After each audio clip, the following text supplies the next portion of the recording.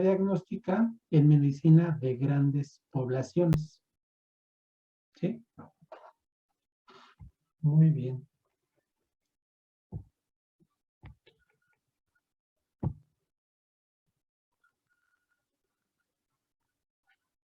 ¿Ya todos ven mi pantalla?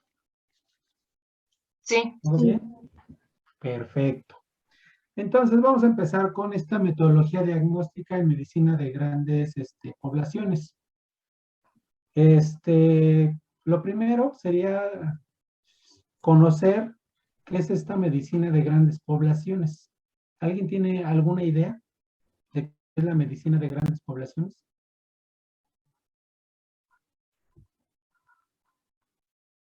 Ideas por ahí que tengan de qué se trata la medicina de grandes poblaciones. ¿Cuál es la diferencia con la medicina individual que se practica, por ejemplo, en perros, en gatos, fauna silvestre? ¿Podría ser que aquí se trate con muchos individuos? Ok, sí, sí, es una cuestión importante, ¿no? Se trata, generalmente se aplica la medicina a muchos individuos. Podrían ser también las estrategias, ¿no? Las estrategias para que se toman en estas producciones. Exactamente, dice otro término adecuado, ¿no? Producciones. Entonces, muchas de estas grandes poblaciones las utilizamos para producir algo. Entonces, a veces los parámetros productivos son muy importantes para saber cómo está haciendo el trabajo el médico veterinario. ¿Sí? ¿Alguna otra idea más? Muy bien. Entonces, la medicina de grandes poblaciones principalmente se va a estar caracterizando porque tenemos un gran número de animales que pueden ser, pues, algunos ejemplos, ¿no? Me faltan otras especies, ¿no? Pero pueden ser aves, pueden ser cerdos, abejas, peces, son ejemplos típicos de medicina de grandes poblaciones, ¿sí? Y otra cosa importante es que aparte de que tenemos gran cantidad de animales, estos animales están en espacios reducidos, ¿sí? Generalmente están en granjas. Entonces, cada una de esas granjas va a ser una unidad epidemiológica, porque generalmente todos esos animales que están en estas granjas, en estos espacios reducidos, van a tener un mismo origen, ¿sí? El manejo también es igual, el alojamiento es lo mismo, el programa de alimentación y también la medicina preventiva, ¿sí? Entonces, es algo bien importante. Entonces, una unidad epidemiológica, porque todos los animales, pues básicamente tienen los mismos manejos, la misma alimentación, la misma medicina preventiva y tienen un mismo origen, ¿ok? Y como lo decía la compañera, pues mucha de esta medicina de grandes poblaciones está enfocada a la producción, tiene como objetivo producir algo, ¿sí? Entonces, eh, ejemplos de lo que se puede producir, podemos producir carne de pollo, de cerdo, también carne de pez, huevo, por ejemplo, la cuestión de las gallinas de postura, que es muy importante para nuestro país. Tenemos consumos per cápita muy altos de huevo. A nivel mundial somos el primer país consumidor de huevo. Y también podemos tener la parte de producción de miel cuando hablamos de abejas, ¿no? Entonces, esa cuestión es bien importante, ¿no? La medicina de grandes poblaciones. También, a manera de introducción, pues los médicos veterinarios que participan en estos sistemas de producción, en donde hay poblaciones, pues necesitan conocer todas las acciones para obtener una mayor productividad y rentabilidad. Entonces, entre más productiva sea una granja, pues obviamente vamos a tener un menor costo de producción, y esto también va a hacer que la granja sea rentable y que el producto que estemos produciendo pues sea más económico para el consumidor. Entonces, aquí la diferencia con la medicina individual es que generalmente participamos en sistemas de producción con gran cantidad de animales y necesitamos conocer esta forma de producir más al menor costo y con una buena calidad. Eso también es muy, muy importante. Y parte de esa labor que tiene el médico veterinario es reconocer los procesos patológicos que están presentes en la población. Pero déjenme decirles que cuando ya estamos reconociendo un proceso patológico, pues ya estamos actuando tarde, porque obviamente una característica que tenían esta medicina de grandes poblaciones es que tenemos muchos individuos en un espacio reducido. Entonces esto ocasiona pues que si llega algún virus, alguna bacteria o algún parásito, pues tengamos un impacto importante en la productividad. Por lo cual el médico veterinario principalmente se tiene que enfocar en la parte de la prevención. Tenemos que prevenir las enfermedades. Por ejemplo, a través de una herramienta que es muy importante, que es la bioseguridad. Porque ya cuando entra un virus, bacteria o parásito, como tenemos muchos animales en un espacio reducido, la transmisión es eficiente y tenemos altas tasas de morbilidad y de mortalidad, ¿no? Entonces, por eso es que debemos actuar antes de que se presenten estos procesos patológicos. Ya cuando se presentan estos procesos patológicos, ya hay pérdidas para el propietario de la granja, ¿sí? ¿Qué cosas nos pueden ocasionar enfermedades en estos grandes poblaciones?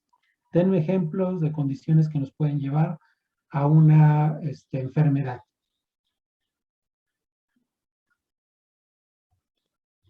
El hacinamiento. Ok, el hacinamiento, ¿sí? Cuando tenemos muchas aves por metro cuadrado, cerdos por metro cuadrado, pues obviamente podemos tener condiciones de estrés calórico, de acumulaciones de gases. Claro, es bien, bien importante, ¿no? Entonces tenemos que conocer cuál es la cantidad de animales que vamos a meter por metro cuadrado. ¿Cuál más? La ¿Qué otra humedad. condición? ¿La qué? Humedad. La humedad, o sea, factores ambientales, ¿sí? Por ejemplo, cuando tenemos una elevada humedad, pues esa humedad ocasiona que, por ejemplo, en los pollos, pues las camas estén húmedas, tengamos mayor cantidad de bacterias, que generan amoníaco, mayor cantidad de parásitos e incluso hongos. Entonces, condiciones ambientales son importantes. Ahí podemos hablar de temperatura, y humedad. ¿Qué otra cosa más? El manejo. Parásitos, claro, sí. Entonces también hay que estar muy puntuales con el control de los parásitos, ¿sí? Principalmente cuidar condiciones que favorezcan, por ejemplo, en aves y en cerdos, paimerias, temperaturas y humedades pueden favorecer la esporulación de estos o quistes de Imeria, ¿sí? ¿Qué otra más? ¿Qué otra cosa más se les ocurre que pueda causar enfermedad? Ya me dijeron temperatura, pues, la humedad, condiciones de manejo como tener muchas aves o animales por metro cuadrado. ¿Qué otra cosa más? Introducción de nuevos individuos. Muy bien, también ese punto es sumamente importante. De hecho, una recomendación que se hace en medicina de grandes poblaciones es que se trate de seguir un sistema todo dentro, todo fuera. Entonces, una vez que ya empezamos la parte de la producción, el ciclo productivo, no debemos introducir nuevos animales porque pueden entrar con algún agente infeccioso. Esa es una cuestión de bioseguridad muy importante. ¿Qué otra más? ¿Qué otra cosa se les ocurre? que nos pueda llevar a una condición de enfermedad. Una mala alimentación. También eso es otra cosa súper importante, ¿no? La alimentación. Entonces aquí estamos principalmente hablando de animales de producción. Entonces para que puedan producir necesitamos alimentarlos. Entonces un punto bien importante. Un exceso o un déficit en algún nutriente nos va a afectar, imagínense, a todas las aves, porque va a ser el mismo alimento para las aves, para los cerdos, para los peces. Entonces, si tenemos errores en la alimentación, nos va a afectar a todos los animales que tengamos en la granja. Entonces, es bien importante una alimentación adecuada, ¿sí?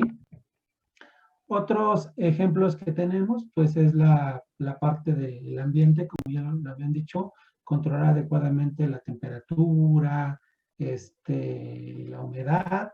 Esto principalmente se hace a través de ventilación. Si nosotros no hacemos una buena ventilación, tenemos un exceso de temperatura dentro de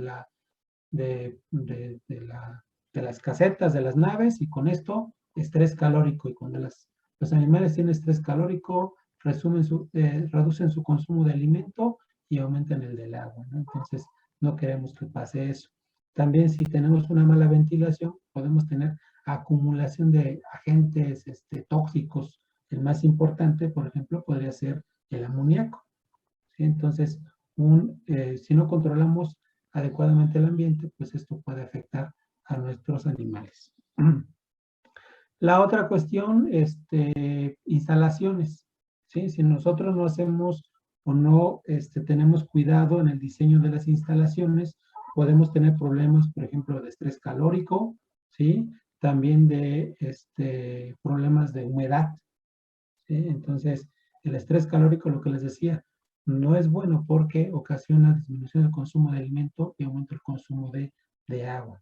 Y la parte de la humedad, pues, favorece mayor producción de amoníaco, problemas bacterianos, problemas de parásitos, problemas micóticos. Entonces también tenemos que ser muy precavidos en las condiciones de instalaciones para los animales.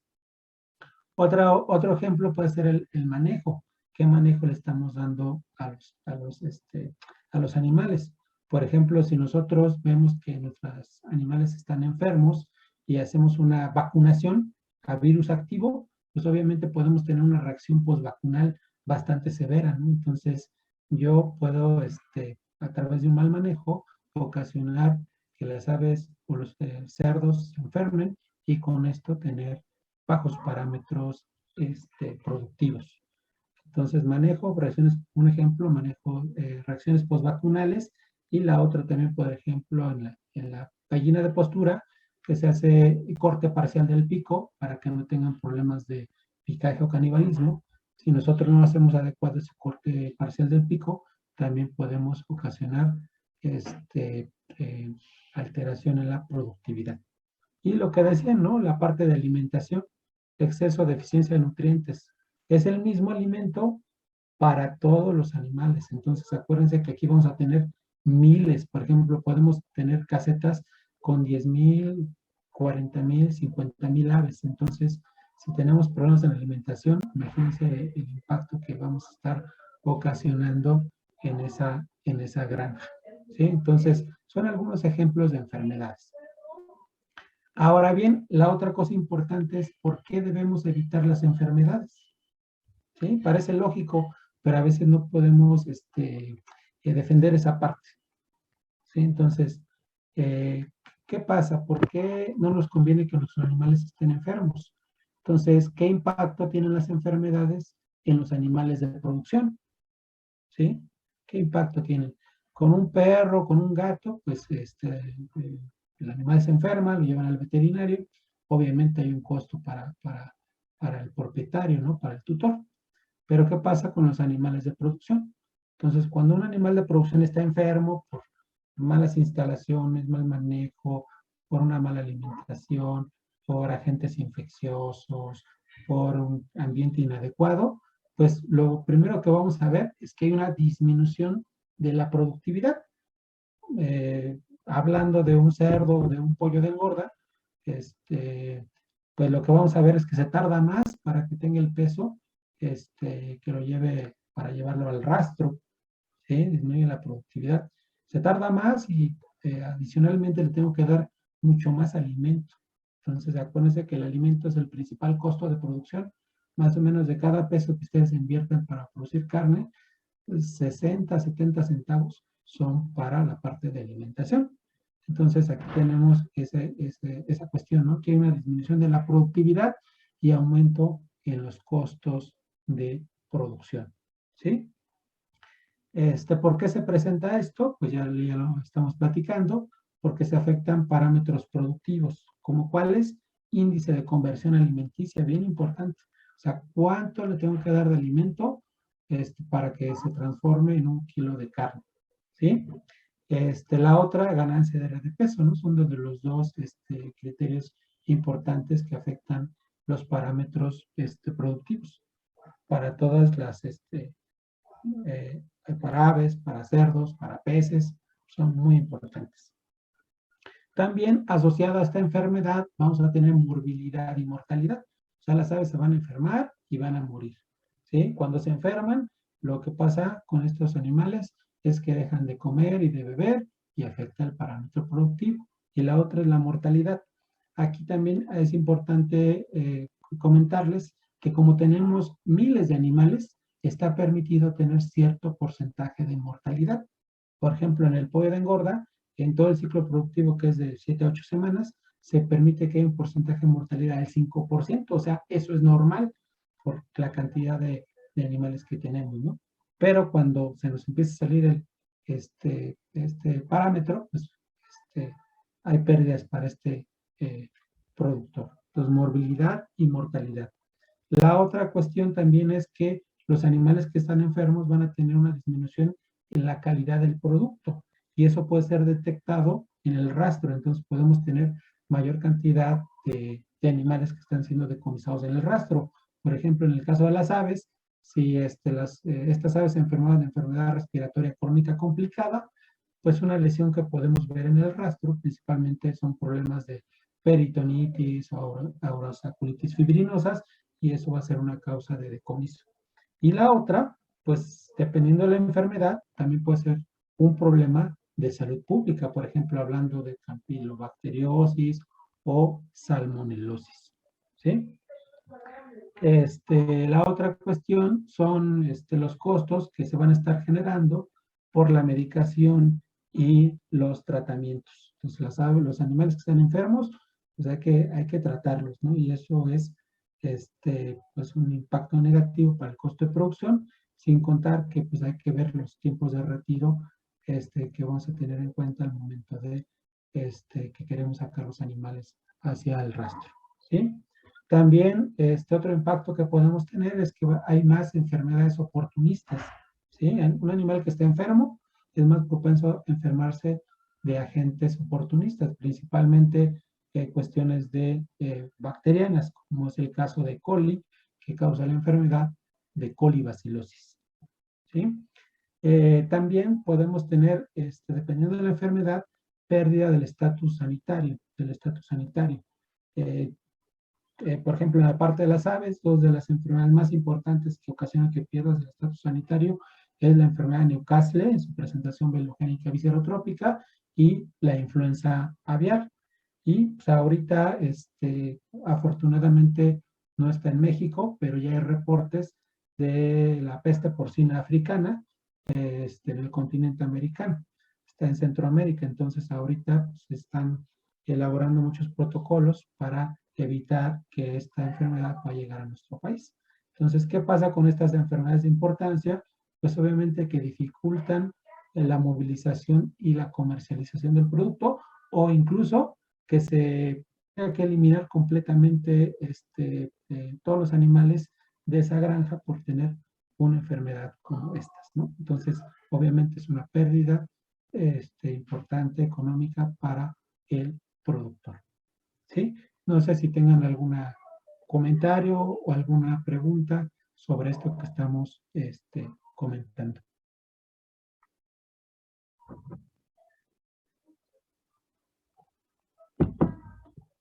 ¿Ninguna? No, doctor, por el momento no. Perfecto. Bueno, vamos a continuar. Entonces, el impacto de las enfermedades en los animales de producción. Y lo que les digo al final, tenemos menor productividad y aumento en los costos.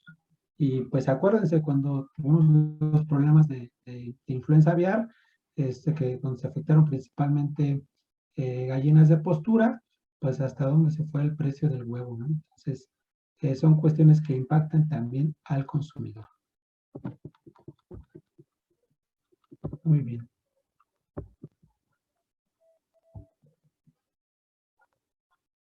Entonces, clínicamente, en la medicina de grandes poblaciones, tenemos que echar mano principalmente de nuestros sentidos para poder llegar a un diagnóstico, ¿sí? A un diagnóstico presuntivo que después vamos a estar confirmando mediante pruebas de laboratorio.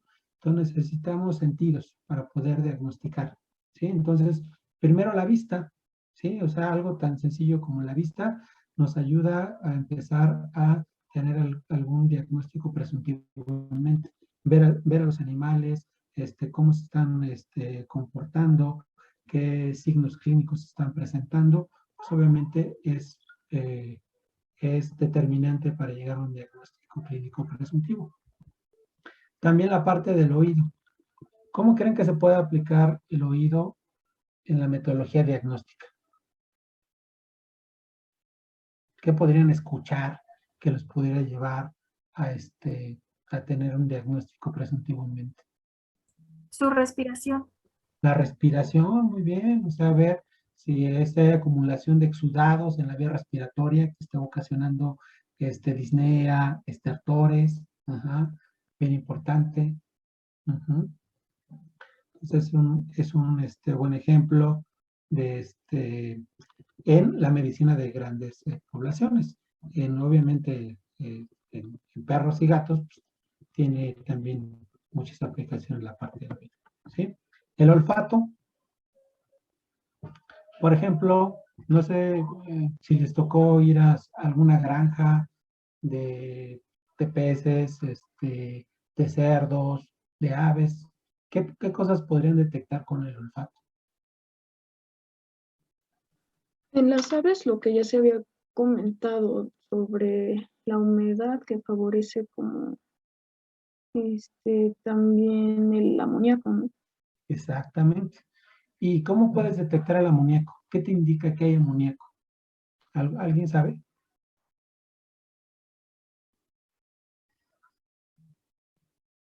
¿Alguien ha tenido oportunidad de entrar a una caseta donde hay mucho amoníaco? O a una producción. Es que el olor es muy, muy fuerte, muy penetrante, o sea, es muy característico, no se puede confundir. Ajá, sí. No, y irritante, ¿no? Como dices, ¿no? Entonces empiezas a tener cosquilleo nasal, incluso lagrimeo. Ujú. Entonces, te va a ayudar, ¿no? A hacer este, esa cuestión, ¿no? Puedes detectar gases tóxicos, ¿sí? Por ejemplo, en el alimento, ¿qué podríamos oler, por ejemplo, en el alimento? Sí, ya está fermentado. Y ya está fermentado, muy bien. Si tiene, por ejemplo, grasas rancias, ¿han olido las grasas rancias? Sí. A ver. Por ejemplo, cuando se utilizan aceites de mala calidad y están rancios, pues obviamente eso trae un exceso de peróxidos y puede traer alteraciones en la producción. No sé si les ha tocado comer gorditas o algo así y que de pronto fríen la gordita o la quesadilla y huele muy feo la grasa, pues es grasa rancia. Ujú. Entonces también a través del olfato podemos detectarlo, ¿sí? También, obviamente el tacto nos va a ayudar a tener un diagnóstico clínico presuntivo. En el caso de las aves, en, en un ejemplo en aves, generalmente lo que se hace una inspección clínica a distancia, se ve cómo es el comportamiento de las aves, cómo están comiendo, bebiendo, cómo se están comportando, y después se pueden seleccionar algunas aves y a esas se les puede hacer un examen clínico directo y ahí podemos tocar a las aves y determinar, por ejemplo, si hay alteraciones en los miembros pélvicos, en la columna, en las alas, en fin. Entonces también el tacto es importante para hacer un diagnóstico, ¿sí? Y el gusto también. Entonces, el ejemplo que se me ocurre para la parte de las aves es que nosotros a veces cuando vamos a una granja a hacer un diagnóstico, a veces probamos el alimento, ¿sí? Y podemos detectar, por ejemplo, si tiene un sabor desagradable, amargo, muy ácido, pues ahí nos puede indicar alguna cuestión que esté afectando a los animales. ¿Sí? Y bueno, entonces tenemos que echar mano de nuestros sentidos para tener diagnósticos presuntivos que después vamos a estar eh, complementando con pruebas de laboratorio. Entonces, pues algunos ejemplos, ¿no? De que tenemos que ser muy cuidadosos de lo que estamos viendo, analizarlo y sacar algunas conclusiones. ¿Sí?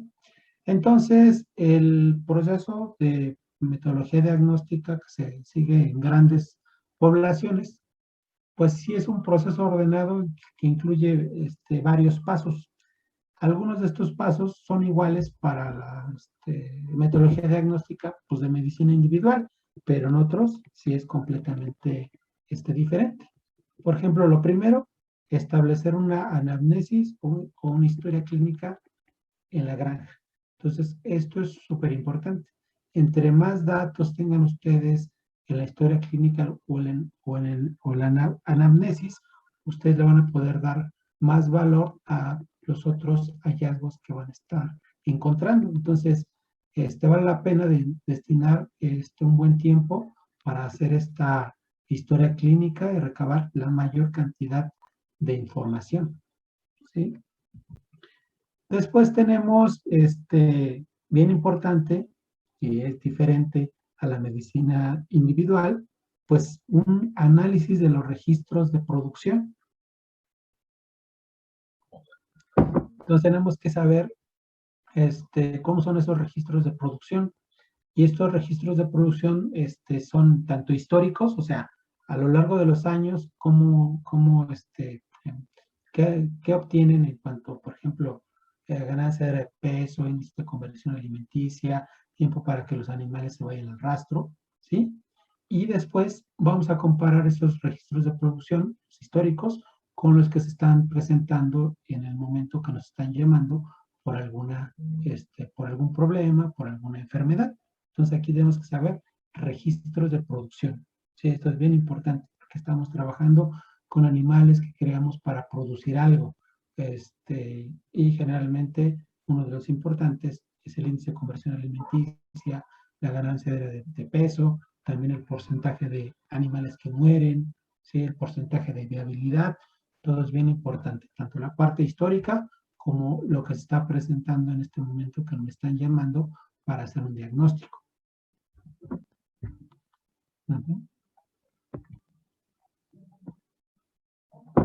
Y después, ya que analizamos estos registros de producción, ¿sí?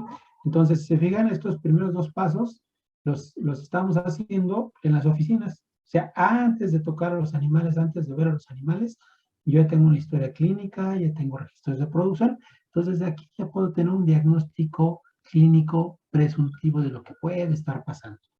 ¿Sí? Entonces, esto es desde antes de ver a los animales. Y ya después vamos a realizar el examen clínico de los animales.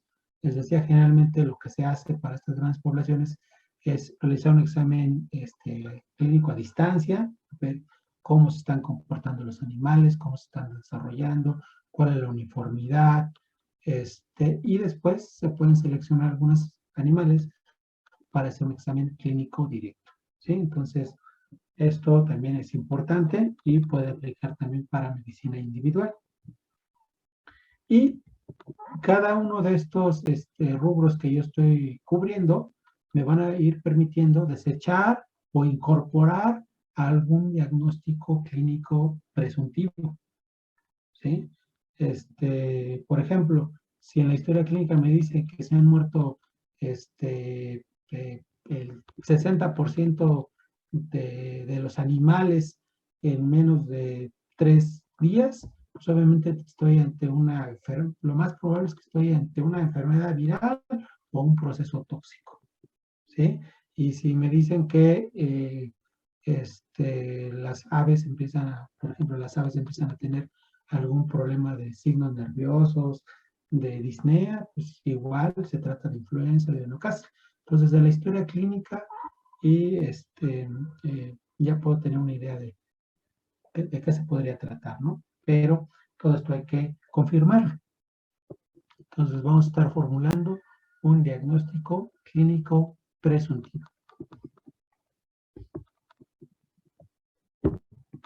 ¿Sí?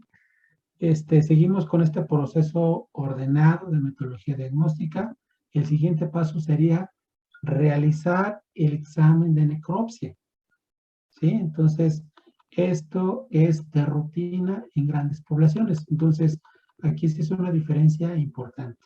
En medicina de grandes poblaciones, el médico veterinario tiene que hacer necropsias de rutina. Ya dijimos que como tenemos miles de animales, se permite que cierto porcentaje muera. Entonces, este porcentaje permitido, vamos a tratar de estar haciendo la necropsia de manera rutinaria para ver cuáles son los problemas que se pueden estar presentando.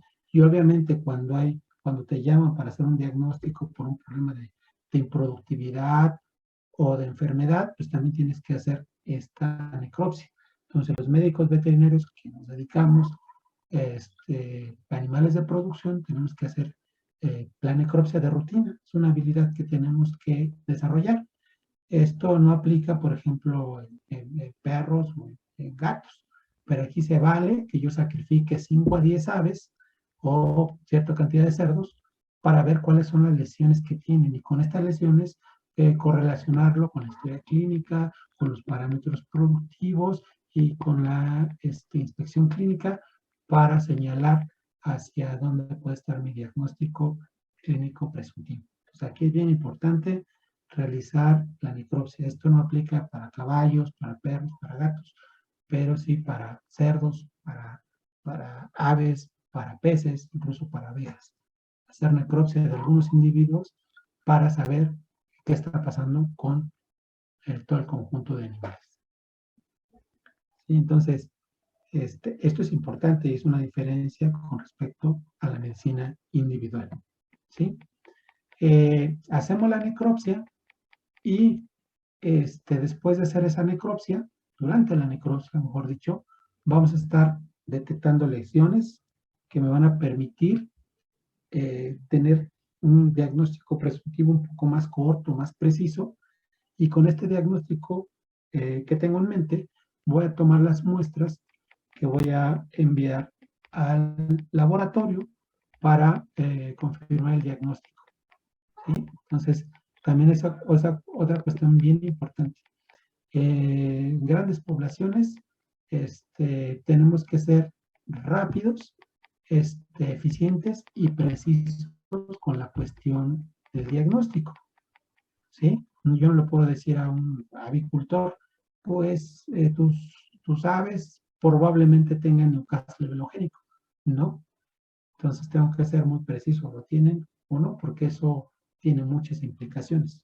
Entonces, siempre se tiene que hacer un diagnóstico integral en los animales de producción. Entonces tenemos que echar mano de bacteriología, virología, incluso biología molecular para ser precisos, eficientes y rápidos en ese diagnóstico. Y tiene que ser un diagnóstico integral, ¿sí? ¿A qué me refiero integral? Pues tener varias pruebas de laboratorio, analizarlas y emitir ese diagnóstico.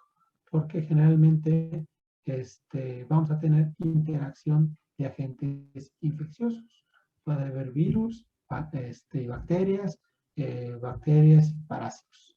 Por ejemplo, la bronquitis infecciosa, las cepas nefrotropas, dañan el riñón. Por este daño en el riñón, vamos a tener que las aves van a desarrollar poliuria y polidipsia, las camas van a estar mojadas. Como están mojadas las camas, proliferan parásitos eventos coccidias, y las aves pueden estar muriendo de coccidiosis, pero el factor que desencadenó la humedad en la cama fue un evento de bronquitis infecciosa. Entonces, por eso tiene que ser un diagnóstico integral, porque puede haber interacción de agentes y también agentes secundarios. Entonces, hay que realizar la necropsia, hay que tomar las muestras, enviarlas al laboratorio y analizarlas. ¿Sí? Y llegar a ese diagnóstico definitivo. ¿Hasta aquí tienen alguna pregunta, comentario, duda? No, doctor. Estamos hablando de manera general. Obviamente, cada una de las especies de las que estamos platicando se va a profundizar en cada uno de estos aspectos. ¿Sí?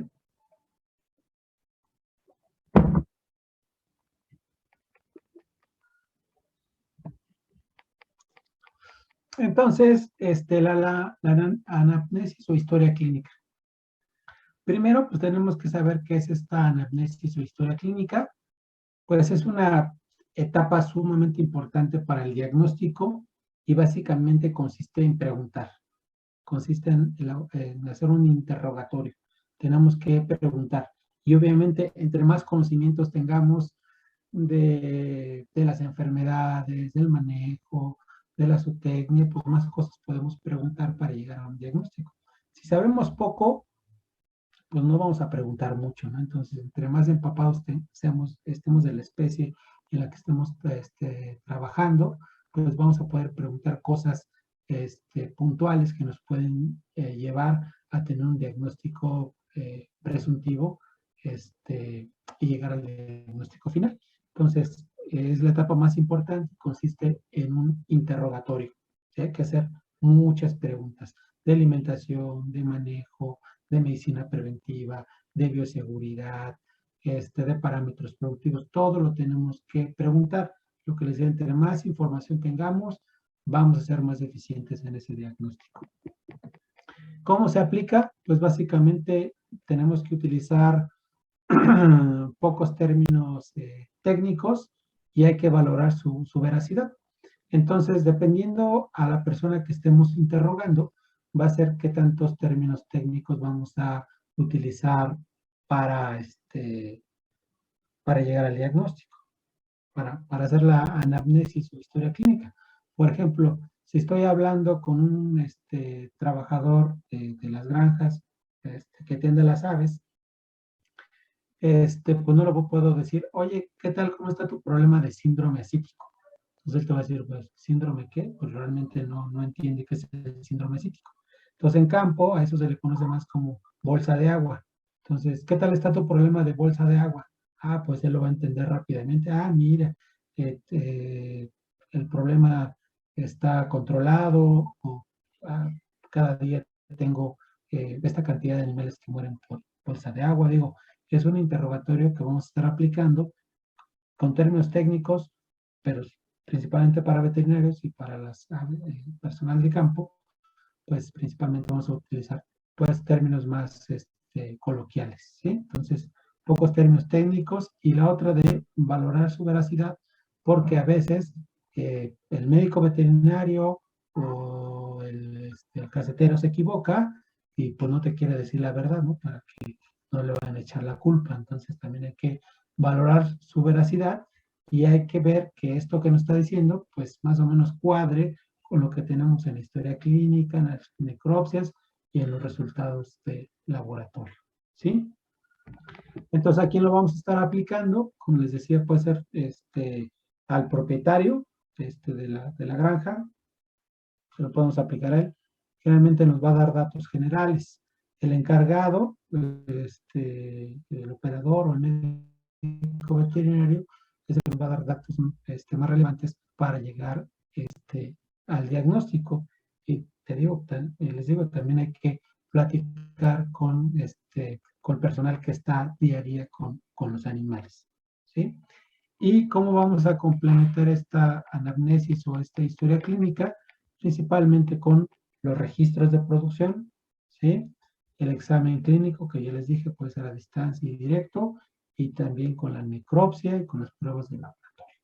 ¿sí? Entonces, ahí vamos a ver si de verdad nos están diciendo lo que pasó o nos están engañando, desviando nuestra atención. Entonces, la anamnesis, ¿por qué está conformada esta anamnesis? ¿Sí? Entonces, hay generalidades, también tenemos antecedentes, que es la historia inmediata, y también tenemos el problema actual por el cual nos están mandando llamar, o sea, lo que se conoce como historia inmediata. Entonces, dependiendo, tenemos estos 3 rubros y vamos a ver qué datos son importantes en la metodología diagnóstica. Entonces, generalidades, historia inmediata e historia inmediata.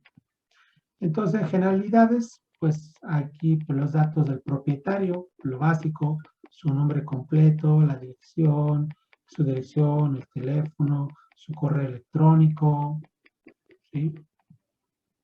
También importante la ubicación de la explotación, en donde está ubicada la granja. Eso es importante porque a través de ello podemos saber qué enfermedades pueden estar en la zona, ¿no? Y pues con esto tener ya algunos diagnósticos diferenciales en la mente, simplemente por la ubicación de la explotación. Estamos en un sitio donde hay una alta densidad de animales, por ejemplo, avícola o de cerdos, pues ahí podríamos tener más agentes infecciosos, ¿sí? Entonces, ubicación de la explotación, y también esto me permite, pues, pensar qué tanto puede estar afectando el ambiente a estos animales. Por ejemplo, si estamos en la granja, está en un sitio cálido y húmedo, pues a lo mejor hay problemas, por ejemplo, de viruela o de otros agentes infecciosos, ¿sí? También importante preguntar el fin técnico. Para, cerdos para engorda, sino si son aves de postura, si son gallinas de postura, si son reproductoras, o sea, principalmente producen huevo fértil o lechones, como si es una incubadora, si es pie de cría, es una lechonera, en fin, de acuerdo a esto, pues vamos a tener en la mente ciertas enfermedades. Por ejemplo, síndrome ascítico, pues no voy a pensar que esté en esta enfermedad cuando estoy hablando de gallinas de postura, ¿sí? O no voy a pensar en salpingo peritonitis por E. coli cuando estoy hablando de pollos de engorda. Entonces, de acuerdo al fisiotécnico, también puedo descartar muchas condiciones que me lleven a enfermedades en grandes poblaciones, ¿sí? También importante en generalidades y que nos puede ayudar, pues la ubicación, ¿no? ¿Qué tan aislada está la granja, ¿no? Entre más aislamiento, pues tenemos facilidad de hacer una buena bioseguridad y que no tengamos agentes infecciosos que entren a nuestras granjas. También eso es bien importante, preguntar las medidas de bioseguridad, ¿sí? Entonces aquí tenemos, por ejemplo, son aves en diferentes sistemas de producción. Aquí tenemos pollos de engorda. Los pollos de engorda generalmente están a nivel de piso. Se les proporciona un material de cama con sus comederos, sus bebederos, y ven la densidad de población, cuántos animales tenemos en esta sola granja, ¿sí? Aquí tenemos, estas son gallinas de postura. Aquí en México el sistema de producción más importante es el que se hace en jaulas. Las gallinas de postura están en jaulas. Y aquí abajo tenemos otro fisiotécnico que son reproductoras. Entonces, aquí puedo estar creando machos y hembras, aquí estoy creando puras hembras, y aquí en reproductoras, machos y hembras, y la finalidad es obtener huevo fértil. Entonces, de acuerdo al fisiotécnico, va a ser las enfermedades que se van a estar presentando. Por eso es importante hacer esa pregunta, ¿sí? Lo mismo para los cerdos. Si es una granja de engorda, son reproductores, Eso es también importante, ¿no? Para poder tener diagnósticos clínicos en mente. ¿Sí? Con respecto a, seguimos con las generalidades, el grado de tecnificación, también importante, ¿no? Si son, ¿qué tan tecnificada está la granja? Porque a veces las granjas que no están tan tecnificadas tienen problemas de bioseguridad, de alimentación, entonces hay más problemas, ¿sí? Capacidad instalada, o sea, cuántos animales pueden estar alojados, también es importante porque a veces podemos tener problemas por tener muchos animales por metro cuadrado, ¿sí? Y cómo es el sistema de producción, si es un sistema de ciclo completo, múltiples sitios, cómo es que ellos hacen esta producción, también nos va a estar ayudando a hacer el diagnóstico. Y también cómo es el flujo de producción. Lo ideal, como les decía, es que tengamos un sistema todo dentro, todo fuera, para tener un mejor control sobre los agentes infecciosos y tener tiempo para lavar, desinfectar, reparar, dar mantenimiento a nuestras granjas para que cuando lleguen animales nuevos, pues tengamos esta granja en óptimas condiciones, bien lavada y bien desinfectada y no estamos reciclando agentes infecciosos. ¿Sí? Bueno, otras fotos de aves, pollos de engorda y y estas parecen pollitas en sistemas de jaulas, pero en este sistema parece de un sistema de producción que le llaman de aviario, donde las aves están encasetadas, pero no están dentro de jaulas. Lo mismo, diferentes sistemas de producción, desde producciones de traspatio hasta producciones donde ya hay más tecnificación y obviamente tenemos un mejor control sobre la salud de los individuos. Igual, por ejemplo, es un sistema de producción de traspatio. Entonces aquí el riesgo es que hay muchas especies de aves y pues puede haber transmisión de agentes infecciosos entre ellos, ¿no? Aunque generalmente los animales de traspatio son muy resistentes y están acostumbrados a producir en estos sistemas, ¿no? Donde generalmente el manejo es nulo y la alimentación a veces es igual, ¿no? Les dan poco alimento, pero producen. Pues aquí vean, tenemos diferentes especies, desde guajolotes, patos, gallinas. Y bueno, también aves, cerdos que están también en el traspatio, donde muchas veces se improvisa el equipo para dar de comer o de beber a los animales. Y obviamente el control sobre el ambiente también es muy pobre.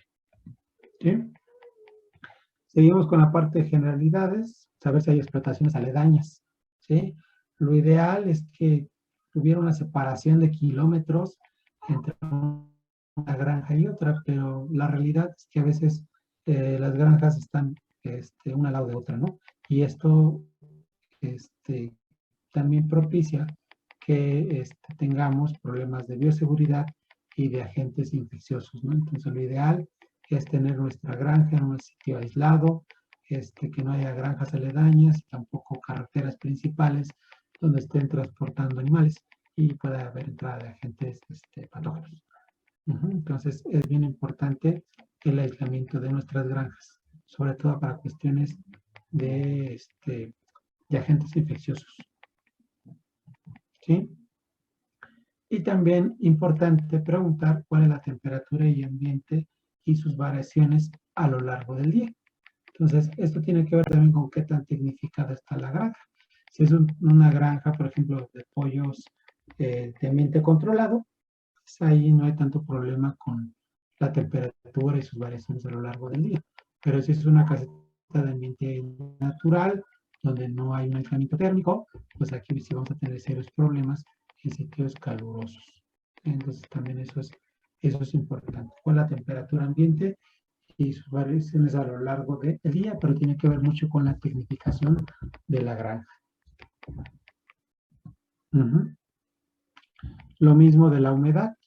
Si tenemos una granja de ambiente controlado, se hace una buena ventilación y a través de la ventilación se controla perfectamente la humedad y la temperatura.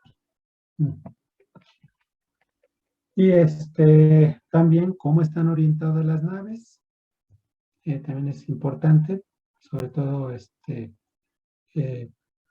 importante la orientación de acuerdo a la temperatura. Si estamos en sitios que son cálidos y húmedos, que son fríos, pues eso va a depender de la orientación de las naves o de las casetas que vamos a tener. De dónde provienen los vientos dominantes y qué altura tienen las bardas de los edificios, ¿no? Entonces, toda esta es información que tenemos que estar recabando. ¿Sí? Y ya en la historia inmediata, tenemos que preguntar qué enfermedades se han presentado anteriormente. ¿Sí? Entonces, esto me ayuda principalmente, por ejemplo, si son enfermedades infecciosas, algunas de estas enfermedades infecciosas son causadas por virus desnudos. Y estos virus desnudos, ustedes saben, son muy resistentes a las condiciones ambientales y a los desinfectantes.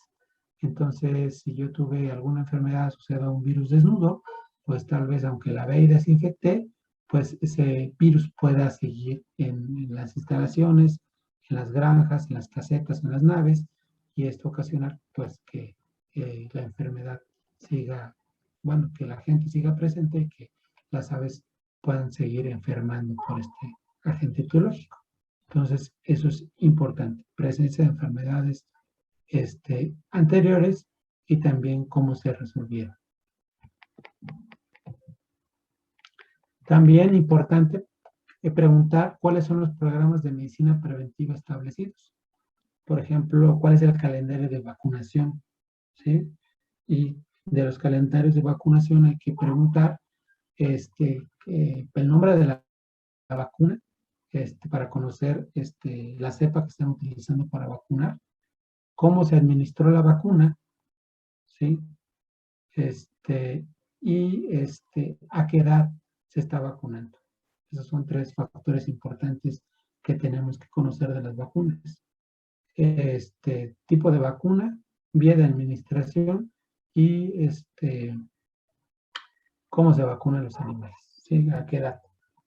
Por ejemplo, a veces al laboratorio de diagnóstico de aves nos llevan aves de combate, estos gallos de pelea, que tienen, preguntamos en la historia clínica, ¿qué edad tiene el gallo? Pues 3 años.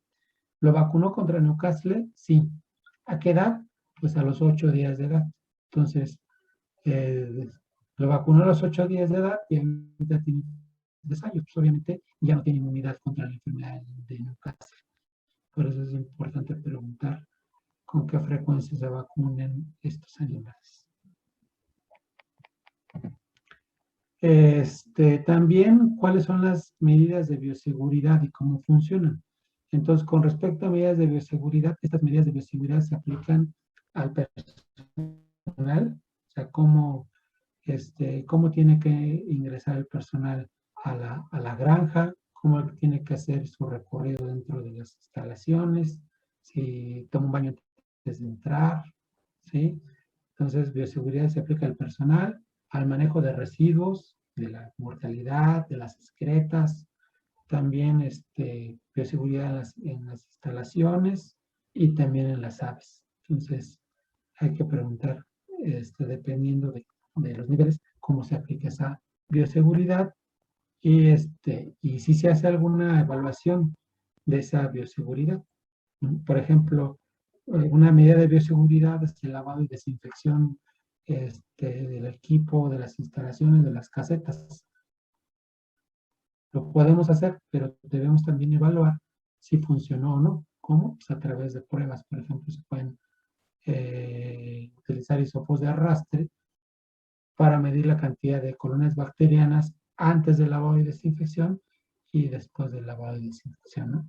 Para que veamos qué tan eficientes fuimos en ese lavado y desinfección, ¿sí? Y también podemos preguntar si han ingresado animales a la explotación recientemente. Que les decía, el dogma, lo que tenemos que buscar en estos animales, grandes poblaciones, es no introducir animales ya que estamos en el ciclo productivo, porque pueden llegar agentes infecciosos. Entonces, hay que tratar de que nuestros sistemas de producción sea un sistema todo dentro, todo fuera. Y también hay que conocer el origen de los animales. O sea, esos animales que están llegando a mi granja para engordarlos o para producir huevo, de dónde vienen, de qué incubadora, si se les aplicó alguna vacuna en la incubadora, o en el caso de los lechones también conocer el origen de esos lechones, ¿sí? Si vienen vacunados con algún biológico, todo eso es importante. Y también la calidad con la que llegan esos animales, la calidad de los pollitos, la calidad de los lechones que están llegando, porque a veces pueden llegar con enfermedades o con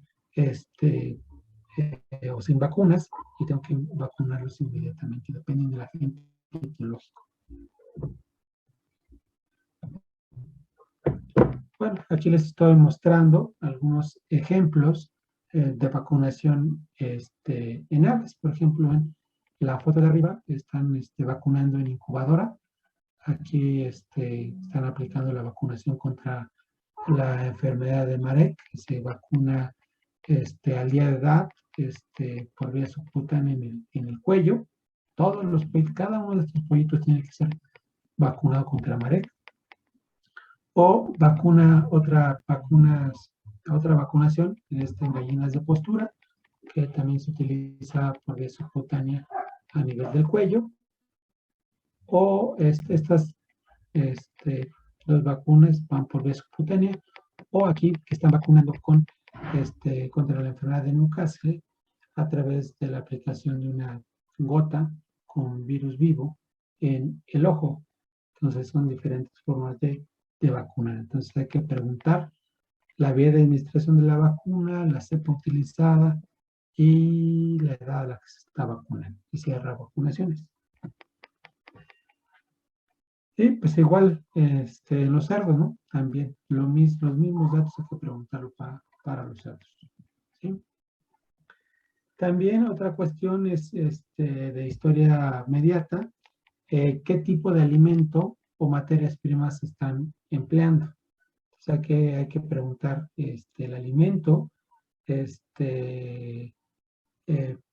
las condiciones nutricionales de ese alimento, las fases de alimentación que tienen, y si se hace el alimento en esa granja, pues se compra alimento comercial, y y también cómo se almacena ese alimento, y si se hacen análisis para detectar la presencia por ejemplo, micotoxinas, que es un gran problema que hay ahorita en veterinaria, ¿no? La presencia de micotoxinas, y que tiene un efecto pues negativo en el desempeño productivo de los animales de abasto. Entonces hay que preguntar qué tipo de alimento, condiciones nutricionales, fases de alimentación y materias primas que se están empleando, y también saber cómo se almacena y si hay análisis para micotoxinas. También importante preguntar de dónde proviene el agua, ¿sí? Si es un agua que viene de pozo profundo o viene de algún lago, de algún río, de algún manantial. Todo eso hay que preguntarlo. También cómo se potabiliza el agua y, y también preguntar si se hacen análisis microbiológicos de esa agua y cuáles son los resultados. ¿Sí?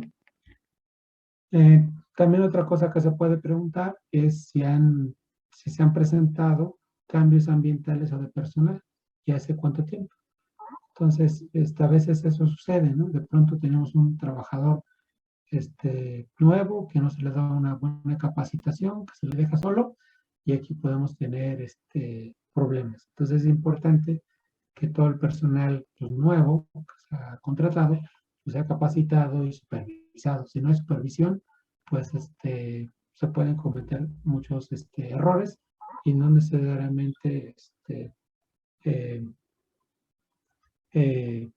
por una cuestión de mala fe del trabajador, simplemente pues que no lo sabe hacer. Entonces es importante la capacitación y la supervisión de estos trabajadores, porque al final van a estar a cargo de miles de animales. Entonces, si cometen un error, vamos a tener grandes pérdidas económicas.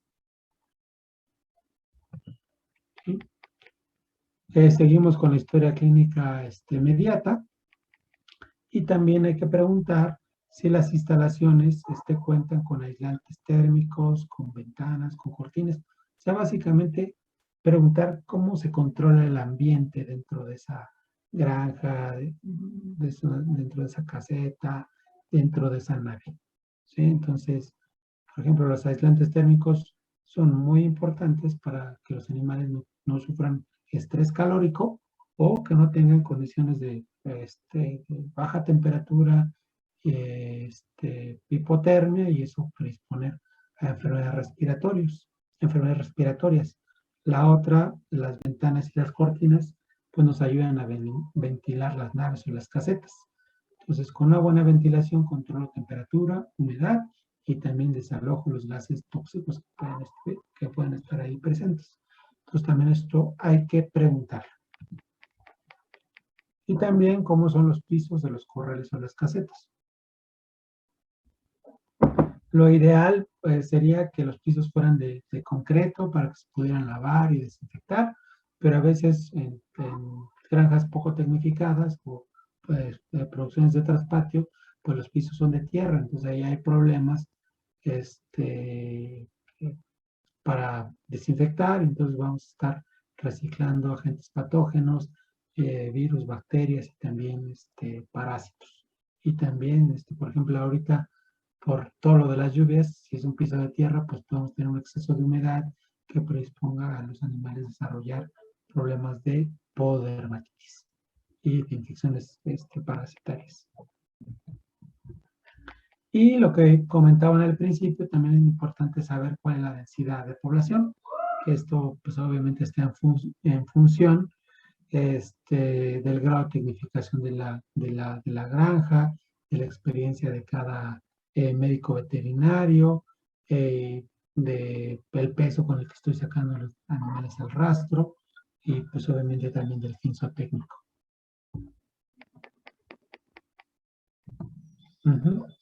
Y bueno, las características de las instalaciones.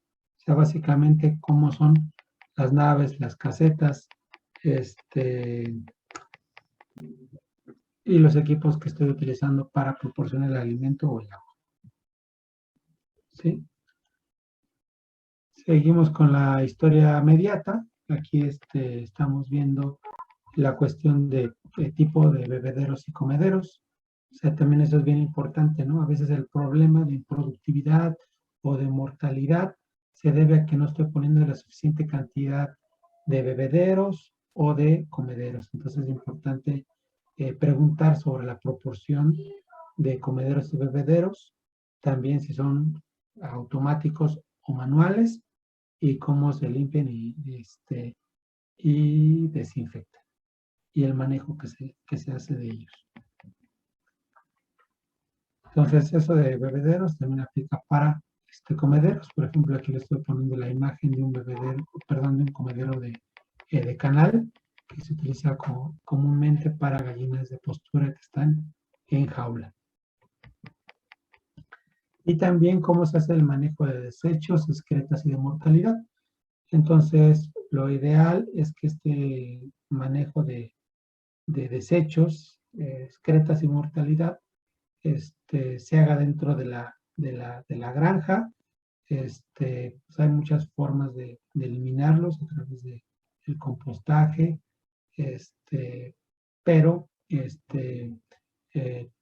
lo que no está permitido, lo que no se debe hacer, es sacar estos desechos y excretas y mortalidad sin que sufran un tratamiento, porque facilitamos la diseminación de agentes patógenos. Entonces, se tiene que dar un tratamiento térmico, principalmente para disminuir la carga de microorganismos que pueden estar presentes en estos desechos, en estas excretas o en estos materiales. Aquí les estoy colocando algunas fotos de comederos. Por ejemplo, este comedero es un comedero pues como híbrido de plato y de tolva. Un bebedero automático redondo. Bebederos tipo nipple, ¿sí? Para apoyo de engorda. Y lo que les decía, en gallinas que están en jaula, su comedero de canal al frente, es algo de equipo que podemos estar utilizando. Y en los cerdos igual, por ejemplo, tenemos este comedero, obviamente de mayor capacidad. Este es un comedero automático. Por aquí llega el alimento, baja por este tubo y se suministra el alimento para los cerdos, ¿sí? También tenemos algunos bebederos, por ejemplo, bebederos estos tipo nipple, o también podemos tener de estos una especie de bebederos de canal. Bueno, aquí están haciendo la recolección de excretas, y lo que les decía, lo importante es que todo el manejo que se haga de las excretas y la mortalidad se haga dentro de las granjas. Si lo sacamos, vamos a estar diseminando agentes patógenos. Generalmente lo que se busca es dar un tratamiento térmico para eliminar bacterias, virus, parásitos, y posteriormente ya se puede llevar a otros sitios las excretas. Lo mismo podemos tener algunos sistemas que se utilizan para manejar estas excretas y no estemos contaminando lo que es el medio ambiente. Y por fin llegamos a la historia clínica inmediata. ¿Sí? Entonces, aquí ya vamos a estar interrogando a las personas sobre la situación por la cual nos están mandando llamar. Si es un problema de improductividad o es un problema de enfermedad y muerte que están teniendo los animales. Las cosas que tenemos que preguntar primero es cuándo se presentó el problema. ¿Sí? O sea, saber desde cuándo los animales están presentando la enfermedad o la improductividad, y con eso podemos pensar si estamos ante un evento agudo o ante un evento crónico. Por ejemplo, si es un problema que tiene menos de una semana, pues obviamente es un evento agudo. Entonces, si es un virus, obviamente este virus todavía está en el cuerpo de los animales y lo podemos aislar. Pero si es un evento que pasó hace 15 días, pues ya es un evento crónico.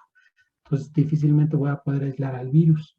Entonces, ¿cómo puedo saber que esos animales estuvieron expuestos a este virus? Pues a través de otras pruebas, por ejemplo, la medición de anticuerpos. ¿Sí? Entonces, esto es importante, ¿no? ¿Cuándo se presentó el problema? Para saber si es un evento agudo, crónico, y qué tipo de prueba me conviene utilizar para poder llegar al diagnóstico. También es importante ver qué animales se vieron afectados. Inicialmente, qué animales se vieron afectados. De preferencia hay que tener granjas, como decía, con un sistema todo dentro, todo fuera, y de una edad, ¿no? Para que no tengamos, para que tengamos mejores condiciones de bioseguridad.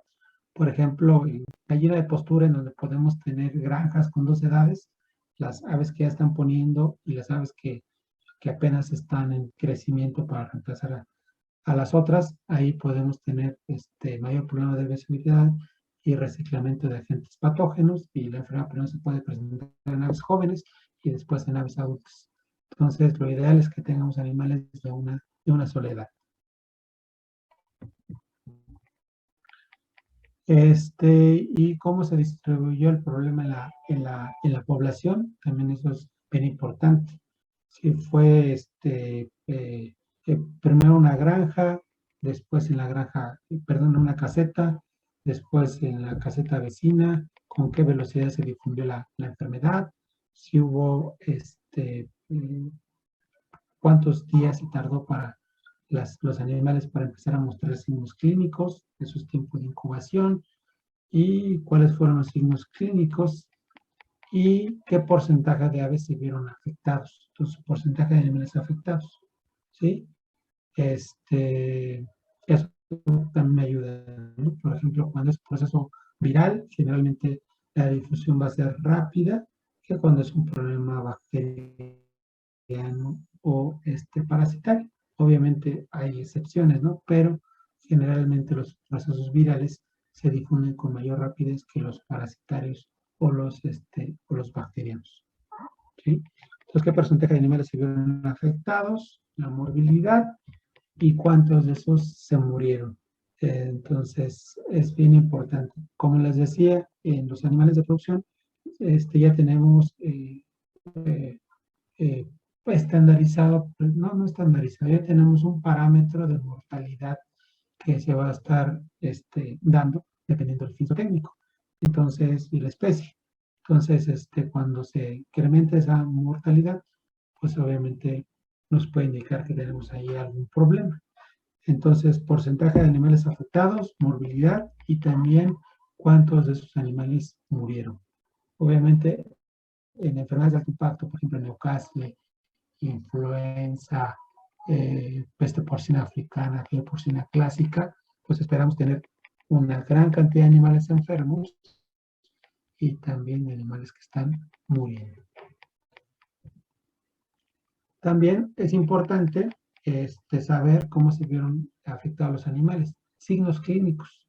Entonces aquí es importante determinar los signos clínicos para que yo pueda pensar si los animales están teniendo un problema respiratorio, un problema digestivo, un problema locomotor, ¿sí? Y de acuerdo a eso, pensar en los agentes etiológicos, a las condiciones que nos pueden llevar hacia ese cuadro clínico. Por ejemplo, cuando es un problema respiratorio y los animales tienen disnea, dificultad para respirar, secreción nasal, pues podemos pensar en virus, o podemos incluso pensar en algunas bacterias.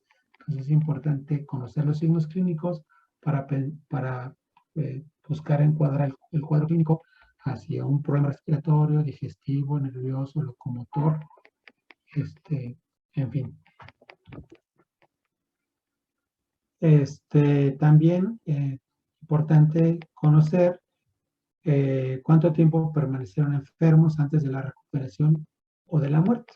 Entonces hay agentes etiológicos, por ejemplo la coriza infecciosa, que es una bacteria, se llama Bifidobacterium paragallinarum, que se difunde rápidamente.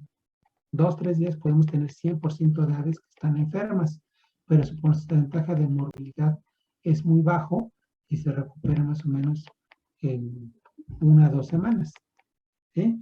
Pero el caso de Newcastle velogénico becerotrópico también es por un virus. Tenemos alta morbilidad, alta mortalidad, y pues ahí desgraciadamente las aves no se recuperan. Entonces es importante conocer signos, curso de la enfermedad, morbilidad y mortalidad para hacer nuestros diagnósticos clínicos presuntivos. ¿Bien? Y bueno, así típicamente se ve un pollo que está enfermo, deprimido y con el plumaje erizado. Por eso es importante la necropsia en las aves, porque a veces los signos clínicos son inespecíficos y los tenemos que correlacionar con las lesiones a la necropsia para tener un diagnóstico clínico presuntivo adecuado. Y los cerdos lo mismo, generalmente los cerdos que tienen fiebre están postrados, no se mueven, disminuyen su consumo de agua y de alimento y generalmente desarrollan eritema en la piel.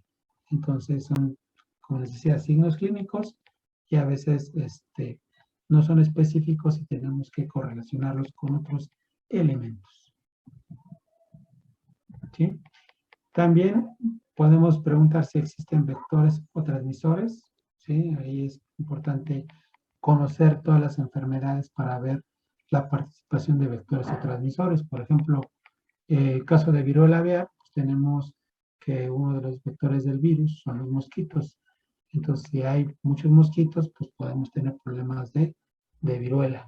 O roedores, por ejemplo, si no hay un control adecuado de roedores, podemos tener muchos problemas de salmonelosis, tanto para los cerdos como para las aves. ¿Sí? También si hay otras especies afectadas, por ejemplo, en enfermedad de Augeski se pueden ver afectados los perros, en erisipela se pueden ver afectados cerdos, aves, guajolotes, influenza, también se pueden ver afectadas otras especies. Pero lo ideal sí es que no haya otras especies en la producción, solamente la especie que estamos, con la que estamos trabajando. ¿Sí? Si tenemos otras especies, podemos tener problemas de agentes infecciosos. También preguntar si se han aplicado tratamientos. Importante de estos tratamientos, ¿qué se aplicó? ¿Cuál fue la dosis? ¿Por cuánto tiempo se administró? ¿Sí? ¿Y qué resultados se dieron con el tratamiento? Entonces, esto también tenemos que preguntar. ¿Hasta aquí alguna pregunta o alguna duda? No, profesor. No, doctor. Les decía, esto es una introducción. Ya cuando lleguen a cada una de las especies, pues vamos a profundizar en cada una de ellas, en metodología diagnóstica. Algo que no les haya quedado claro. Entonces recuerden que esta metodología diagnóstica en grandes poblaciones es un proceso ordenado y varios pasos son en común con la medicina individual, pero otros sí son completamente diferentes, como la parte de los parámetros productivos, la parte de la necropsia, el diagnóstico integral. O sea, al final esto es un negocio, ¿no? Entonces tenemos que ser eficientes en ese diagnóstico para tener buenos parámetros productivos y el menor costo de producción posible.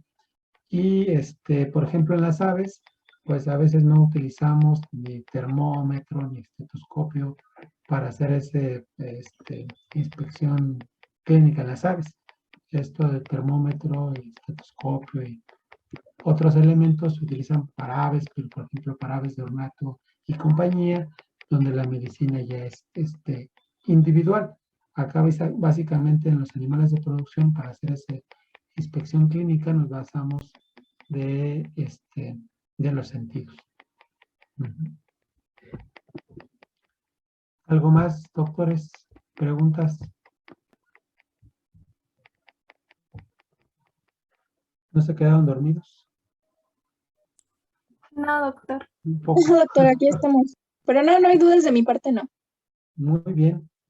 Pues, pues sí, o sea, es todo lo que tengo yo que platicarles. Les decía, es una introducción y después vamos a profundizar. En mi caso, yo, cuando me toque aves, ahí sí tengo más ejemplos y cosas que platicarles. Y entonces el día jueves van a tener clase con el doctor Ángel Ocio Martínez, que es de rumiantes, para que les dé lo de metodología de diagnóstica en individuales, y la próxima semana empiezan con lo de perros, ¿sí? Si no tienen duda, pues ya pasé asistencia. No sé si alguien faltó que le pase asistencia. Profesor, yo Mande. llegué tarde, pero porque no me mandaron el correo con el link. Entonces apenas pregunté en el grupo y me lo mandaron y por eso entré después. Sí, es que ¿sabes qué? Luego hay problemas, como copio yo todos los correos y lo pego ahí para mandar el mensaje. A veces algunos correos no los reconoce, pero te voy a, no sé si me puedes mandar un correo. En el chat te pongo mi correo electrónico Sí, profesor. para registrar, para que ya tenga ahí tu correo electrónico, ya no haya problema. Y ahorita te paso la asistencia. Sí, ok, gracias, profesor. Y ¿qué otra cosa? Entonces, lo que les decía, cualquier duda, ya tienen mi correo electrónico, por favor pónganse en contacto conmigo. Cualquier problema que tengan en las especies hay que resolverlo cuando se está dando lo de la especie, o máximo 1 o 2 semanas después, porque si lo dejamos al final, no funciona. Entonces, hay que tratar de aclarar las dudas, los problemas en el momento con el profesor que está dando cada una de las especies. Y otra cosa, pues nada, sería todo de mi parte, y pues estoy atento a cualquier problema que puedan tener, y y sería todo. Si quieren, nada más se quedan los que les falta la asistencia para que se las tomen. Muchas gracias, y hasta aquí le dejamos. Gracias, doctor. Hasta luego. Gracias. Hasta luego. Gracias, doctor. Hasta luego.